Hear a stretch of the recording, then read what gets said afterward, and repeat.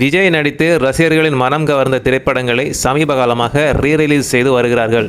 இப்படி ரீரிலீஸ் செய்யப்பட்ட படங்களுக்கு மக்கள் மத்தியில் நல்ல வரவேற்பு கிடைத்து வருகிறது. அதிலும் மற்ற நடிகர்களின் படங்களின் ரீரிலீஸை விட விஜயின் ரீரிலீஸ் படங்களுக்கு மிக மிக அதிக வரவேற்பு கிடைத்துள்ளது. இதற்கு காரணம் நடிகர் விஜய் அரசியலில் இறங்கியுள்ளதால் இனி எந்த ஒரு திரைப்படமும் நடிக்க மாட்டார் என்பதனால் தான் என்று கூறப்படுகிறது. இன்னும் சிலர் விஜயின் இறுதி திரைப்படமான ஜனநாயகன் வெளியாவது மேலும் தாமதமாகுவதனால் அவரின் ரீரிலீஸ் திரைப்படத்தையாவது பார்க்க வேண்டும் என்ற மனநிலையும் தான் இதற்கு காரணம் என்று கூறுகிறார்கள்.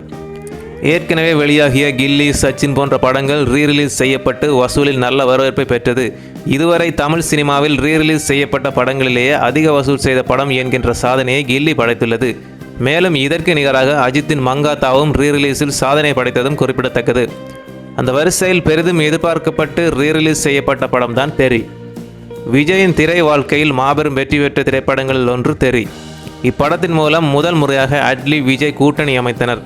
இப்படத்தின் வெற்றியை தொடர்ந்து மெர்சல், பிகில் என தொடர் வெற்றிகளை கொடுத்தனர். இந்த நிலையில் கடந்த வாரம் தெறி படம் ரீரிலீஸ் ஆன நிலையில் 3 நாட்களில் தெறி ரீரிலீஸ் எவ்வளவு வசூல் செய்துள்ளது என்பது குறித்த தகவல் வெளியாகியுள்ளது. அதன்படி இப்படம் 3 நாட்களில் ரூபாய் 1.4 கோடி மட்டுமே பாக்ஸ் ஆஃபீஸில் வசூலித்துள்ளதாக சினிமா வட்டாரங்கள் தகவல் தெரிவிக்கின்றன.